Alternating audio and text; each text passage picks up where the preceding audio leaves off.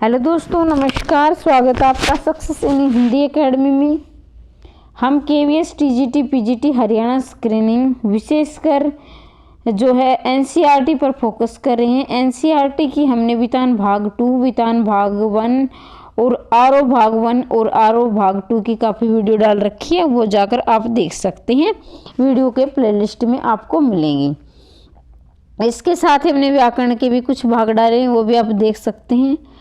और कुछ बच्चे ऐसे हैं जो दोनों पेपर दे रहे हैं, केवीएस पीजीटी का और हरियाणा स्क्रीनिंग पीजीटी का। लेकिन क्या है कि उन बच्चों को सस्पेंस है कि उसमें क्या सिलेबस में समानता है, क्या असमानता है। तो बेटा देखिए, उसकी वीडियो भी मैंने डाल रखी है, वो भी आप जाकर देख सकते हैं। अब हम करने जा रहे हैं शमशेर बहादुर सिंह का जन्म, और जो है शमशेर बहादुर सिंह के जीवन परिचय में, और इनकी जो रचना है, इनकी जो कविता है उषा, ये है आरओ भाग 2 12वीं क्लास की में है। इसके हम प्रश्न उत्तर करेंगे। और वीडियो में आगे बढ़ने से पहले आप चैनल को सब्सक्राइब कर ले, बेल आइकन को दबा दे, ताकि मेरे द्वारा डाली गई हर वीडियो का नोटिफिकेशन आप तक पहुंच सके। देखिए बेटा, वीडियो को लास्ट तक अवश्य देखिए। ये मैं सारे प्रश्न उत्तर करवाऊंगी, बिल्कुल फ्री में करवाऊंगी और आपको टाइम पर मिलते रहे। इसके लिए आपको चैनल को सब्सक्राइब करना है और घंटी वाले निशान को दबा लेना है। शमशेर बहादुर सिंह का जन्म कब हुआ था? जन्म बताना बेटा। 13 जनवरी 1911 को शमशेर बहादुर सिंह का जन्म हुआ था। आप भी कॉपी पेन लेकर बैठे और आपके क्वेश्चन आपने तैयारी कर रखी है, तो कितने आपके प्रश्न गलत हो रहे हैं, कितने सही हो रहे हैं। शमशेर बहादुर सिंह का जन्म किस प्रदेश में हुआ था? तो आप कहेंगे शमशेर बहादुर सिंह का जन्म उत्तराखंड में हुआ था। ऑप्शन नंबर 1 इसका सही आंसर हो जाएगा। शमशेर बहादुर सिंह का जन्म किस जनपद में हुआ था? अब देखिए, ऊपर वाला क्या है? जिला है, माफ कीजिए, ऊपर वाला क्या है? मतलब स्टेट है, राज्य है। मतलब एक स्टेट है जिसको आप इंग्लिश में स्टेट बोलते हैं, उसको प्रदेश भी बोलते हैं, राज्य बोलते हैं। नीचे क्या है? जनपद, यानी जिला कौन सा है? तो आप कहेंगे इसका जिला है देहरादून। ठीक है, देहरादून जिले में। और राज्य क्या था? उत्तराखंड। और इनका जो है 13 जनवरी 1911 को शमशेर बहादुर सिंह का जन्म, 13 जनवरी 1911 को इनका जन्म हुआ था। कहाँ हुआ था? उत्तराखंड में हुआ था। और किस जनपद में हुआ था? तो देहरादून में हुआ था। ठीक है, देहरादून कहाँ पड़ता है? उत्तराखंड में। 13 जनवरी 1911 को। आगे बढ़ते हैं बेटा। शमशेर बहादुर सिंह का निधन कब हुआ था? भाई उनकी मृत्यु है वो कब हुई थी? तो उनकी मृत्यु हुई थी 1993 में। 1993 में इनकी जो है मृत्यु हुई थी। और जन्म कब हुआ था? 13 जनवरी 1911 को इनका जन्म हुआ था। और 93 में क्या हो गई थी? मृत्यु हो गई थी शमशेर बहादुर का। ये याद रख। कुछ कविताएं के रचयिता कौन है? कुछ कविताएं तो सबसे जाहिर सी बात है, भी शमशेर बहादुर सिंह पढ़ रहे हैं तो कुछ कविताएं क्या है? शमशेर बहादुर सिंह की है। इनका जीवन परिचय भी पूछ लिया जाता है। कमेंट बॉक्स में लिखिए कि आप इनका जीवन परिचय लेके आऊँ, या कौन से चैप्टर पर आप वीडियो बनवाना चाहते हैं, कौन सा व्याकरण के में, या फिर किसी भी टॉपिक पर आपको डाउट है तो कमेंट बॉक्स में लिखें। आपके लिए मैं वीडियो जरूर लेके आऊँगी। बात बोलेगी की रचयिता हैं, बात बोलेगी की रचयिता हैं शमशेर बहादुर सिंह। कुछ कविताएं की क्या है? शमशेर बहादुर। बात बोलेगी शमशेर बहादुर सिंह। ठीक है, तो याद रखना बेटा, कुछ कविताओं के रचयिता भी कौन है? शमशेर बहादुर सिंह है। बात बोलेगी किसकी है? शमशेर बहादुर सिंह है। शमशेर बहादुर सिंह की 2 मोती 2 चंद्रमा होते रच कौन सा राष्ट्रीय पुरस्कार प्राप्त हुआ? देखिए बेटा, शमशेर बहादुर सिंह को 2 मोती 2 चंद्रमा होते रचना पर कौन सा राष्ट्रीय पुरस्कार मिला, ये आपको बताना है। तो आपको कहोगे मैम साहित्य अकादमी पुरस्कार उसको मिला है। कौन सा मिला है बेटा? साहित्य अकादमी मिला है। कौन सी रचना के लिए? 2 मोती 2 चंद्रमा के लिए। और ये लिखी गई थी 1977 में। कब लिखी गई थी? 1977 में। 2 मोती 2 चंद्रमा होते, तो उनके लिए साहित्य अकादमी। ठीक है, अब आगे बढ़ते हैं। उर्दू हिंदी कोश के संपादन कौन थे? उर्दू हिंदी कोश के संपादक कौन थे? ठीक है, तो आप ये जाहिर सी बात है उर्दू हिंदी कोर्स के संपादक भी शमशेर बहादुर सिंह होंगे। ऑप्शन नंबर डी इसका सही आंसर हो जाएगा। और इस जो है शमशेर बहादुर सिंह पढ़ रहे हैं। तो उषा कविता किस काल की परिवर्तित प्रकृति का वर्णन किया गया है? उषा कविता में किस काल की परिवर्तित प्रकृति का वर्णन किया गया है? तो देखिए सूर्योदय काल, सूर्योदय के बाद का काल, रात्रि काल, सूर्योदय काल, यानी बताइए भाई कौन से में इसका वर्णन किया गया? सूर्योदय पूर्व काल, यानी जो है उषा जो कविता है उसमें सूर्योदय के पूर्व यानी सूर्य निकलने से पहले का समय, सूर्योदय मतलब सूर्य उदय होने से निकलने से पहले पूर्व का समय, यानी जैसे थोड़ी सी है ना लालिमा, जैसे सूर्य निकलने से पहले थोड़ा थोड़ा है ना आकाश लाल लाल सा दिखाई देता है और इतना अच्छा लगता है, लाल लाल जैसे आग सी फैला रखी है। तो उन्होंने इस कविता में जो है इसका वर्णन किया गया है कि भोर नभ को राख सा लिपा गया चौका, इस तरह से जो है इन्हें राख से लिपे हुए चौके से इनका वर्णन किया गया ऐसा लग रहा है। उषा कविता के रचयिता कौन है? तो उषा कविता के रचयिता हैं शमशेर बहादुर सिंह। तो बेटा यहाँ से है ना मैं ये पूरा दावा करती हूँ कि यहाँ से पक्का क्वेश्चन बनेगा ही बनेगा। जो मैं छोटे क्वेश्चन आंसर करवा रही हूँ यहाँ से प्रश्न जरूर आए। देखिए कई बच्चों को क्या है वह प्रीवियस ईयर कर रहे हैं, ठीक है, तो मैं ये नहीं कहती सब मत कीजिए, लेकिन इतना मैं कहती हूँ साहित्य वाले भाग को बदल दिया गया बेटा। अभी आएगी एनसीईआरटी, बिल्कुल सिलेबस बदल चुका है, ठीक है। कहीं आप पिछले प्रीवियस ईयर पर जुटे पड़े हो बेटा, सिलेबस बिल्कुल बदल चुका है। आपको है ना एनसीईआरटी, मैं ये नहीं कह रही मेरी वीडियो देखो आप और उससे क्वेश्चन आएंगे, भाई आपसे कहीं से वीडियो देखो या खुद पढ़ो, लेकिन मैं ये कह रही हूँ जहाँ से जो एनसीईआरटी पढ़ा रहा है उन्हीं से पढ़ो, क्योंकि आप इधर उधर पढ़ते रहोगे और एनसीईआरटी से के क्वेश्चन आएंगे और आप बाहर पढ़ते रहोगे तो ये आपके लिए नुकसानदायक हो सकता है। तो बेटा जो भी एनसीईआरटी पढ़ाए जिसका भी समझ में आए और या आप खुद पढ़े, लेकिन एनसीईआरटी पढ़ना है, एनसीईआरटी से पूरा पेपर छपने वाला है। इतना मैं दावा करती हूँ कि एनसीईआरटी को आप इग्नोर ना करें। उन्होंने स्पष्ट रूप से सिलेबस दिया हुआ है, एनसीईआरटी का एक एक टॉपिक दिया गया है। और वो अगर आपको यकीन नहीं हो ना तो आप साइट पर जाके देख सकते हो, या फिर मैंने भी वीडियो बना रखी है प्लेलिस्ट में भी आपको हरियाणा स्क्रीनिंग का भी और इसका केवीएस का दोनों का सिलेबस मिल जाएगा, देख सकते हो, या फिर आप खुद भी चेक कर सकते हो साइट पर। प्रातः नभ था बहुत नीला शंख में कौन सा अलंकार है? प्रातः नभ था बहुत नीला शंख जैसे में कौन सा अलंकार है? बताइए बेटा, ये रहेगा आपका उपमा अलंकार। देखिए मानो मनु जानो जनू तो क्या होता है? उत्प्रेक्षा अलंकार होता है, ठीक है। और सा सी सरिसम ऐसे सा सी सरिसम इसमें क्या होता है? इसमें होता है उपमा अलंकार, ठीक है। रूपक में है या तो ये चिन्ह मिलेगा आपको, या फिर रूपक में, ये तो छोटे बच्चों वाली बात होगी, लेकिन रूपक में क्या है उसकी किसी चीज़ की रूपमा यानी उपमा दी गई होती है। रूपमा ऐसे ही को मान लेता है जिसमें उप में और उपमान में भेद खत्म हो जाए। मानवीकरण क्या होगा? जिसमें प्रकृति का चित्रण किस मानव रूप में हुआ हो, ठीक है। जैसे बेल है, फूल है, पत्ते हैं, उनका जो वर्णन मानव रूप में इसी औरत से ज़्यादातर स्त्री से किया जाता है। लेकिन मैं ये नहीं कह रही हर जगह स्त्री होगी, लेकिन मैं उदाहरण के लिए आपको बता रही हूँ। तो बेटा इसमें होगा उपमा अलंकार, ठीक है। आगे बढ़ते हैं। उषा कविता में किस छंद का प्रयोग हुआ है? ठीक है, तो उषा कविता में किस छंद का प्रयोग हुआ? बताइए भाई कौन से छंद का प्रयोग हुआ है? तो मुक्त छंद का प्रयोग हुआ है।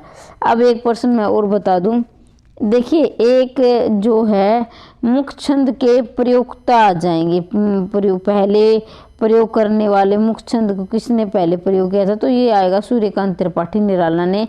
किस में किया था? जूही की कली में किया था, ठीक है बेटा। जूही की कली में सबसे पहले वर्णन किया था सूर्यकांत त्रिपाठी निराला ने, और उसको जो महावीर प्रसाद द्विवेदी ने छापने से मना कर दिया था कि उसमें अश्लीलता का आरोप लगा दिया।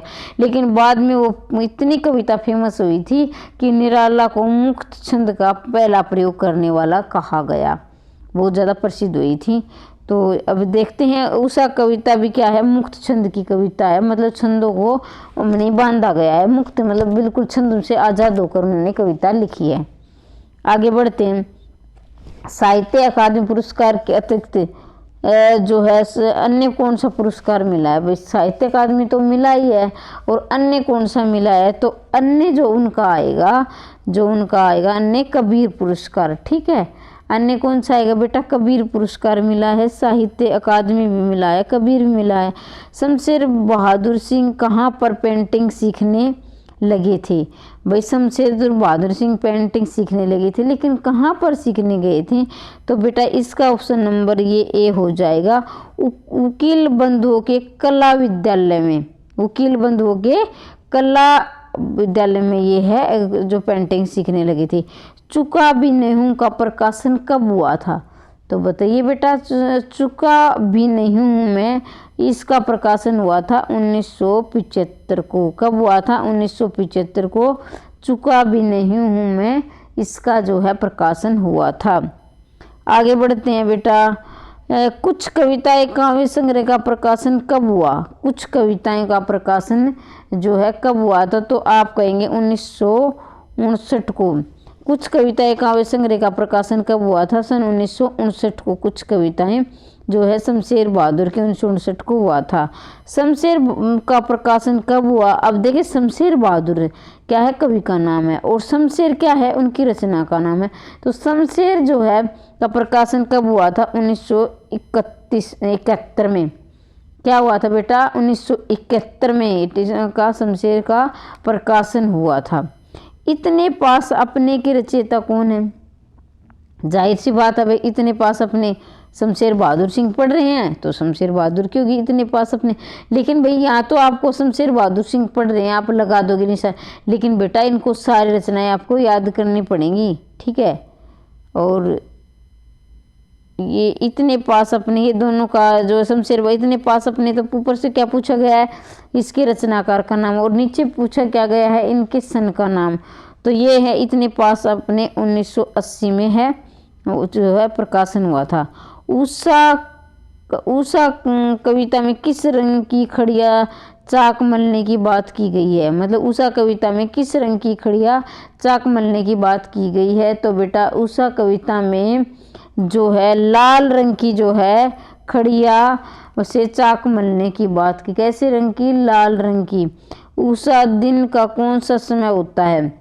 उषा दिन का कौन सा समय तो होता है? इस जाहिर सी बात है, उषा को प्रभात बोलते हैं प्रायवाची में, तो सुबह का समय होता है, प्रभात का समय होता है। कविता में चौका किससे लिपा होने की बात की गई है?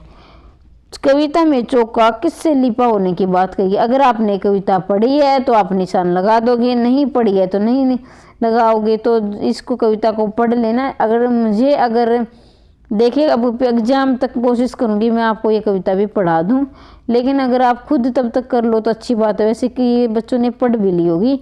उषा कविता में चौका जो है राख से लीपने की बात की गई है, राख से लिपा हुआ चौका। ठीक है, आगे बढ़ते हैं। उषा का जादू किसके उदय होने पर टूटता है?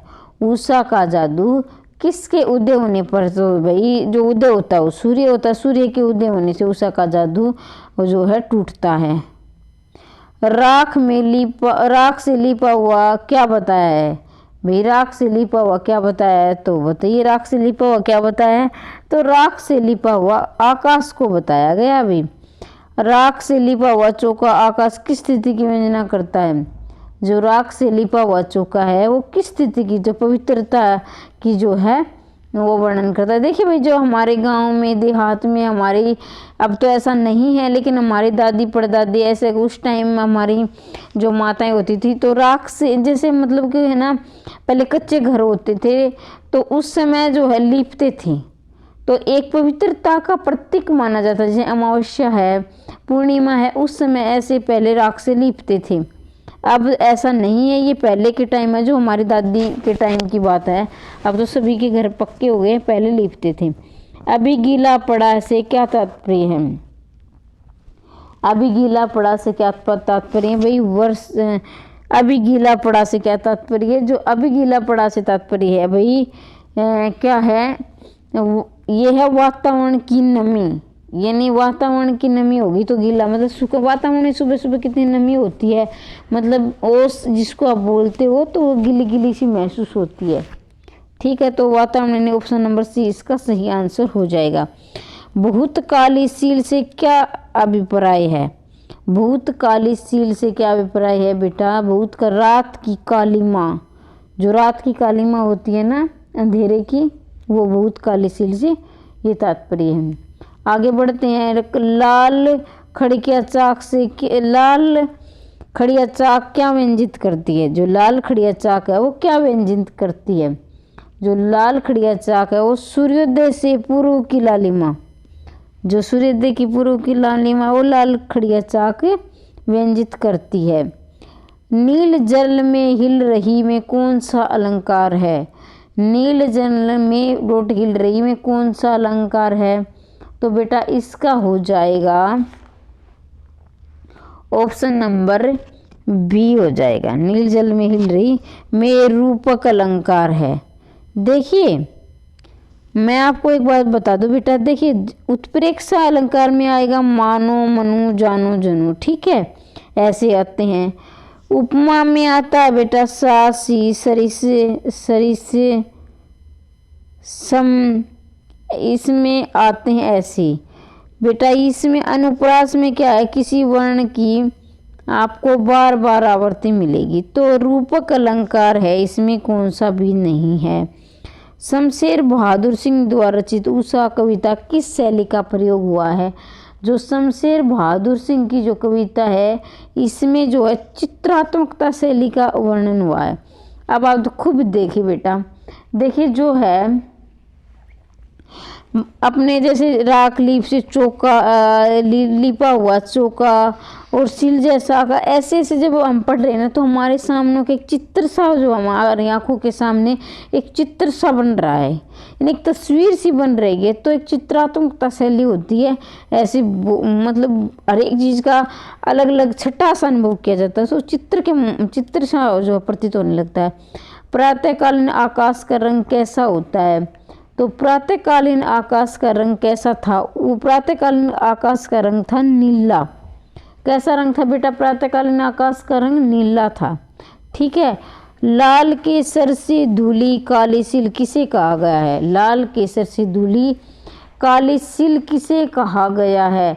तो इसमें आकाश को कहा गया है लाल केसर से धुली काली सिल। सिल का मतलब होता है पत्थर,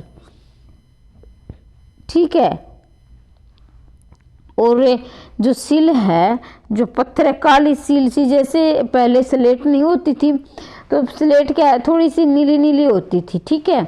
और लाल केसर से धुली काली सिल, यानी थोड़ी थोड़ी काली और उसके बीच में लाल और काली के बीच में थोड़ा नीला नीला होता है ना, वो वैसा आकाश का वर्णन किया गया है, ठीक है। अगर भाई जिसने कविता पढ़ी है उसके लिए तो आसान है भाई, वो तो कर देगा, लेकिन जिसने नहीं पढ़ी उसके लिए मुश्किल है। लेकिन आपको इसका जो है इसका पढ़नी पड़ेगी, या फिर क्वेश्चन आंसर देखो तो पढ़ने में फिर बाद में पढ़ोगे तो आसानी हो जाएगी। नीले आकाश में उदय होता है सूर्य किसके समान दिखाई देता है? नीले आकाश में उदय तो सूर्य किसके समान दिखाई देता है? गोवर्णी सुंदरी के समान, शंख के समान, झील के समान, सिंदूर के समान। तो बेटा इसका आंसर होगा अपना ऑप्शन नंबर 1, गोवर्णीय सुंदरी के समान। नीले आकाश में उदय होता सूर्य, देखिए जब नीला आकाश होता है और उसमें जो सूर्य निकलता है, तो देखिए जो है जो सूर्य निकलता है ना, तो वो बाद में थोड़ा थोड़ा ऊपर ना, मतलब लाल होता है लेकिन थोड़ा थोड़ा ऊपर आगे आता है ना, तो वो सफेद सफेद सा होने लगता है क्योंकि उसकी किरणों के कारण। तो गौर वर्णीय यानी गोरी जो महिला होती है, गोरी जिसका रंग गोरा होता है उसके समान दिखाई देता है, गौर वर्णीय सुंदरी के समान। तो देखिए जब सूर्य निकलता है तो लाल होता है, लेकिन धीरे धीरे ऊपर आता है तो वो सफ़ेद होने लगता है। तो इसकी तुलना की गई है गौर वर्णीय सुंदरी के समान। उषा कविता में प्रातःकाल नीला आकाश किसके जैसा बताया गया। उषा कविता में प्रातःकालीन आकाश नीला आकाश किसके समान बताया है? बताइए बेटा। इसका होगा शंख के समान बताया है। किसके समान बताया है? शंख के समान। किसके समान बताया बेटा? शंख के समान बताया है। ठीक है, तो ऑप्शन नंबर इसका बी हो जाएगा। अब आगे बढ़ते हैं। लाल खड़िया चाक मल दियो किसी ने स्लेट में, क्या है? लाल खड़िया चाक मल दियो किसी ने स्लेट पर, पंक्ति में स्लेट क्या है? तो ये बताइए भाई, लाल खड़िया चाक मल दियो किसी ने स्लेट पर। हमने ऊपर भी पढ़ा था कि स्लेट का जो वर्णन है वो किया गया है आकाश के लिए। ठीक है, ऑप्शन नंबर डी इसका आंसर हो जाएगा। तो बेटा हमारे यहाँ पर ये 35 क्वेश्चन पूरे होते हैं शमशेर बहादुर की जो कविता है उषा से। और ये हमारे 12वीं की जो बुक है आरो भाग 2, और ये है शमशेर बहादुर सिंह की उषा कविता से लिया गया है। इसके साथ ही हम ऐसे ही अपनी सीरीज चालू रखें। आप क्वेश्चन आंसर करवाना चाहते हैं या व्याकरण कर पहले करना चाहते हैं या फिर वही इनके जीवन परिचय करवाना चाहते हैं, कौन सा टॉपिक आपको डाउट है, हम उस टॉपिक पर वीडियो भी लाएंगे। और इसके साथ ही अगर आप चाहते हो मैम इसी तरह सीरीज चालू रखें तो कमेंट बॉक्स में अवश्य लिखें। और मेरे द्वारा दी गई जानकारी आपको कैसी लगी ये भी ज़रूर लिखें। लेकिन आप चाहते हो आप तक समय पर वीडियो पहुंच जाए मैं डालूं तब तो चैनल को सब्सक्राइब कर लें और जो घंटी का निशान है उसे दबा देना, ताकि जब भी मैं वीडियो डालूं उचित समय पर सही समय पर आप तक पहुंच सके। लेकिन अपना रिस्पॉन्स ज़रूर देते जाना बेटा, आपको वीडियो कैसी लगी। और इसी तरह हम क्वेश्चन आंसर करवाते रहें, या फिर किसी और टॉपिक पर आप वीडियो चाहते हैं तो मैं वो भी लेकर आती रहूँगी। और जल्दी जल्दी हम और भी ज़्यादा अब कोर्स कंप्लीट करने की कोशिश करेंगे। और मैं चाहती हूँ, मैं कामना करती हूँ कि आपका सिलेक्शन श्योर हो और मेहनत करते रहिए, आपको फल अवश्य मिलेगा। मेहनत करते रहिए, मुस्कुराते रहिए और हमेशा ऐसे ही आपके चेहरे पर मुस्कान रहे, मैं ऐसी कामना करती हूँ। और दिन दुगनी रात चौगुनी ऐसे ही आप बढ़ते रहें और पढ़ते रहें। तो अभी जाते जाते मैं आपसे धन्यवाद कहूँगी, क्योंकि आपने जो है ये वीडियो अंत तक देखी। धन्यवाद।